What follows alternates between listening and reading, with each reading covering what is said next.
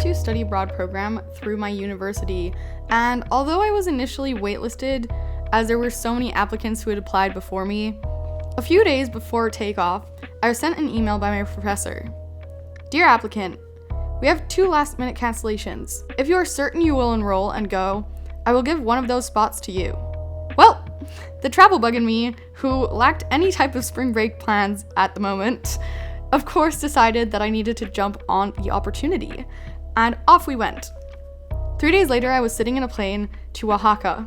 The night we landed, we were greeted with a lovely traditional Mexican dinner and introduced to all of the other study abroad students.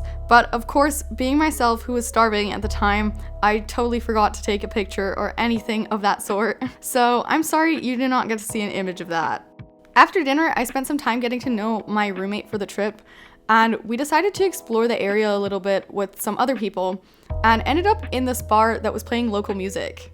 There really weren't a lot of things open after dinner as it was already quite late, but we decided to stay there and listen to the music for a while, and then we weirdly wound up at an Irish bar because we thought we were initially entering a Mexican bar, but nope, we found the Irish bar in Mexico.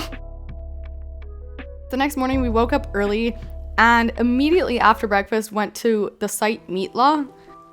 To be honest, for me, this was one of the less interesting sites that we got to visit in Mexico, and I ended up being a little more interested in the nature surrounding the area than the actual site because they had all these beautiful plants growing around and I just thought they were pretty. Although I really did love the plants throughout, honestly, my entire trip throughout Mexico, for me the most remarkable thing at Mitla was nevertheless definitely towards the back of the site, where they had this building with these absolutely stunning patterns etched into the stone that were incredibly well preserved and just overall really beautiful. Obviously, because this was a course organized through my university, we did have to do schoolwork, and in this case, it involved seeing an incredibly large amount of archaeological sites across all of Mexico, which is why the next site we saw was Yagul.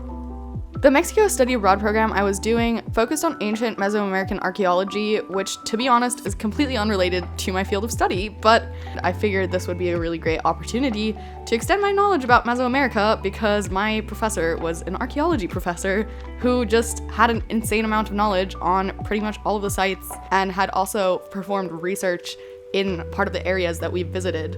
So this was a really great opportunity to explore South America for me, which is why I decided to go.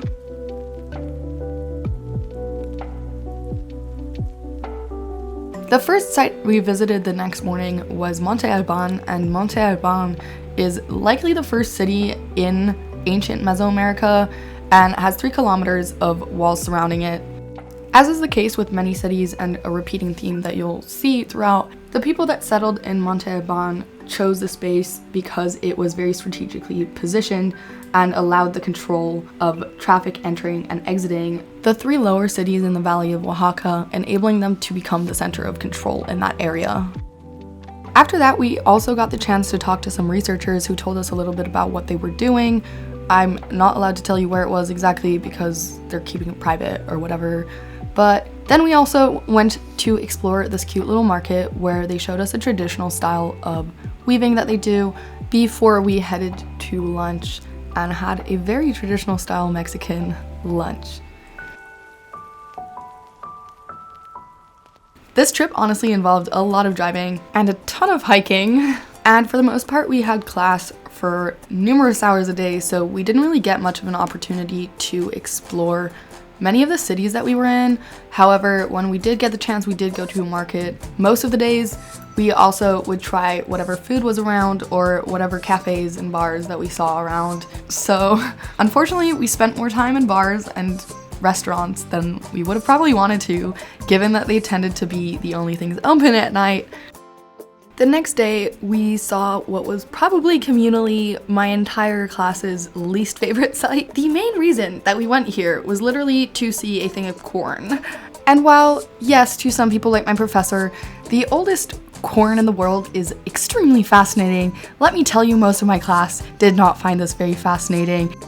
After enjoying an hour-long lecture about corn, we headed to the city of Cholula and we explored the church for a little bit, and then we headed back Given that it was already pretty late, we didn't really end up doing much more that evening since we were all really drained, and by the time we got home, it was something like 8 o'clock at night, I think. So we were all just pretty ready to go to sleep.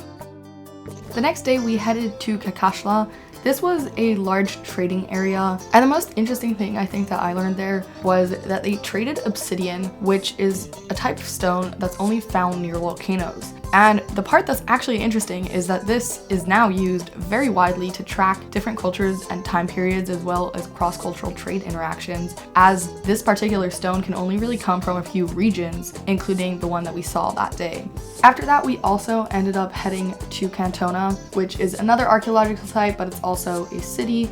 A lot of the structure itself there was restored more than others, so we actually got to see the entire building. Whereas on other sites, as you've seen in the video footage before, a lot of them were rundown walls or buildings that were only partially uncovered. Interestingly, Cantona has the most ball courts out of any Mesoamerican site, with at least 27 that have been recovered so far. And the ball courts were used to play the ball game, which many people probably know as the game where they used to kick heads around potentially. Although it's unclear whether or not they actually use the heads for the game, it was very heavily tied to ritualistic and religious practices, and it's known that sacrifice was definitely a part of that, because a lot of the ball courts have been discovered with skull cages next to them where they used to stack skulls in a cage essentially right next to the ball game, like the name says. But given that Cantona has so many ball courts, it's assumed that it was extremely important for them, and it's also believed that the ball game was sometimes used as a way to resolve conflicts in order to avoid onset of warfare. The evidence you see for this is that areas that had a lot of warfare also tend to show an increased amount of ball courts in those regions, which is why that assumption has been made. There's so many cool things to talk about with a ball game, at least I find it super interesting. But after the ball game, we just drove down to Teotihuacan and stayed there for the night. The next morning, we woke up before the sun even rose. It was awful getting up this morning. However, it was totally worth it because we got to start our morning off by flying over Teotihuacan in a hot air balloon and seeing it from above. It was so cool. This was my first hot air balloon ride ever, probably for the foreseeable future also my only one. However, it was very, very interesting, and it was very interesting also seeing the entire site and the layout from above, because it gives you a better sense of the structure than just walking through it, which we did afterwards. Also, strangely enough, the landing of a hot air balloon is so much more violent than I would have expected, because you're basically just crashing onto the floor and dragging along the floor like 20 times before you actually land, which was very strange to see. The site is one of the largest sites of all of the ancient Mesoamerican sites. It's most famous for its two pyramids, the Pyramid of the Sun and the Pyramid of the Moon, which have very religious significance. The layout itself has two roads crossing in the center, which became the new center of the site. And what's interesting about the site is that really orientation is quite important. Particularly, it was important in the sense that they didn't believe in 4 directions as we do nowadays. They believed in 5, namely northwest, east, and south, as well as the center. So the site is structured around the importance of those different zones. It's estimated that Teotihuacan had around 3,000 apartment complexes. Interestingly, they were pretty much exactly equally built. The only difference was that the blocks for the rich were larger than the blocks for the poor, but other than that, the housing blocks were pretty much the exact same, and they were known as barrios. Generally, you would have multiple generations living in these barrios, and it was also very culturally important as these were the sites of where they would get married and families would live together. Most barrios also were very specialized in a particular kind of handiwork or craft.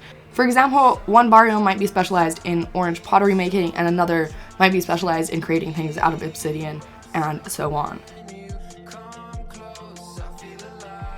The architecture is so similar that it almost gives you a totalitarian sense of being in this weird regime. What's strange is also that it's very unknown whether or not they actually had a ruler or not, because unlike other sites, they never actually found any depictions of any kind of ruler or king. If they did have an emperor, it is, however, believed that the emperor was so incredibly powerful that he didn't need any depictions of himself to prop himself up or make himself seem more legitimate, because they were so incredibly legitimate that no one would compete against them. As you can see, the way the city is built, it's also not defensible in any kind of way. suggesting that at the time they likely didn't feel the need to significantly protect themselves against attackers because they were so powerful, or they simply didn't have many threats. Regarding the direction, it's also quite interesting because at each of the sides of the directions, there were burials found. Roughly 20 people in a row were found at each of the directions, and then at the half centers between the directions, there were smaller burial sites found, which makes it an estimated roughly 260 bodies that were found in total. Because their calendar system works slightly different, this estimate makes a lot of sense because it suggests that they sacrificed one body per day. The bodies were also very interesting because they were dressed up to appear like warriors, and it's very unclear whether or not they were actually warriors or if they were just dressed up for ritualistic purposes. Also, a neat little fact that my professor told us is that if you visit the site on August 13th, the sun will rise perfectly over one of the pyramids every single year, which is very cool and has a lot to do with how they valued the star system as well and how they integrated that into their religion. So they built a lot of things in relation to the star system and solar system as a whole.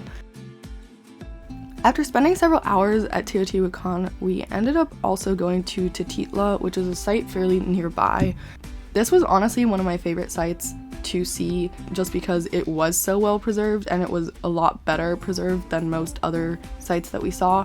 However, I would also recommend going to a museum in Mexico City that we later looked at because they basically took all of the best preserved items from all of the different sites and put them in that museum. So that museum is honestly amazing. The next day on our way to Mexico City, we stopped at the site Tula. This site was also a fairly interesting site to visit just because the statues were similarly extremely well preserved. So apparently you used to be able to climb the pyramids here, but you can't anymore because they shut a lot of them down due to COVID. So only mostly exploring archaeological sites that have been closed. I'm enjoying this trip so far though, and also learning a lot, to be honest.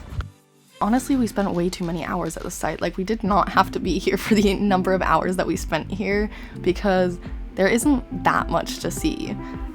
It is a fairly small site. I'm glad that we saw it, but I was also glad when we left because we spent too much time there, as said. And we ended up continuing our trip down to Mexico City, which took quite a long time.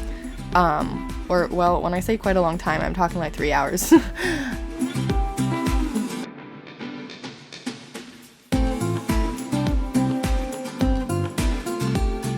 Before we even had lunch, we ended up looking at the Palacio de la Autonomía, and that was super cool in terms of looking at the art, but all of us were starving and it was awful because we were so hungry that we were all just dying and it was so warm. And then we also, after that museum, proceeded to go to another museum. So we only ended up having lunch at 5 p.m. after having breakfast at 6 a.m. At some point, our entire group was just standing there really grumpy and really mad, and you could even see the wife of the professor was so pissed at him because like he was just like super into his thing, which is great and all, and usually that's exciting and fun because when other people get excited about stuff, it's very fun listening to them. However, if all of us are starving, it makes it really hard to concentrate on what you're saying, and we were definitely not in the best mood. Even though the artwork itself was super cool, especially at the second museum, which had more modern art that I really enjoyed. Unfortunately, if I wasn't so hungry, I think I would have enjoyed it so much more because there was so much cool artwork there that I really did like a lot. And I'm a bit sad that I didn't have the energy to appreciate it as much as I should have. But at least we finally got dinner afterwards, or lunch, whatever you want to call it. It was kind of dinner time. After we had our lunch/dinner, some of us decided that we wanted to go and watch a lucha libre, which was a really, really interesting experience. I honestly didn't know what to expect of this, and I definitely didn't expect that a lot of the moves they make during the lucha libre are choreographed, or at least they look super choreographed, to be honest. I just was kind of surprised by this just because my understanding was that it's a fight. So it doesn't really make sense that your opponent knows your steps in advance. But I have no idea. Most of our group was kind of just sitting there really confused of the rules, and at some point I pulled out my phone and tried Googling the rules and realized it's super complicated. So Other than a few basic rules, we just kind of enjoyed the show for what it was and watched them do their stunts or whatever you want to call it. It was very interesting though, and we had a lot of fun watching this. And it was a super cool way of getting to partake in the culture in a kind of non-touristy way, even though this is sometimes publicized as a touristy thing, because regular people just go and watch this, and that was super cool.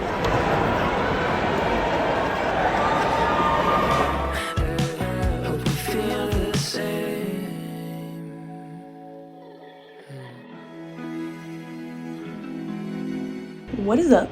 We arrived in Mexico City yesterday evening. Sorry about the background noise. It has not been quiet at all, but yeah, today we're just pretty much on our last day of our study abroad program, and we have a task that we aren't aware of yet, but we're predicting it's a scavenger hunt, and then we're just going to a museum for lots and lots of hours. Turns out our scavenger hunt was actually at the museum, and basically we were all just given a different type of artifact that we were meant to find in this massive museum. And the artifact that my partner and me got was so difficult to find because it was a tiny little thing that was like hidden amongst a cluster of other stuff, whereas other people had whole statues and things that you could not miss. So it took us a while to find it, but we found it in the end.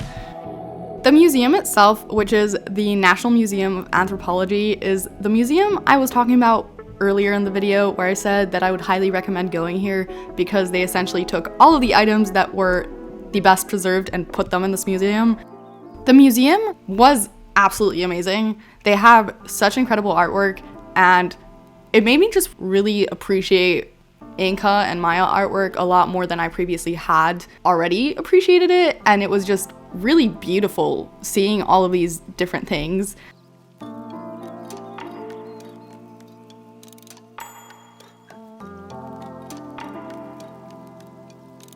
I forgot which room this was, but my favorite section led into this back garden where they had statues and buildings set up, which looked amazing. And then on the inside, they just had a number of different paintings that were extremely well preserved, including one of the paintings or a segment from another building that we saw previously in our trip. So that was super cool to see kind of that contrast between the bleached artwork and the one that had somehow naturally preserved itself a little bit better.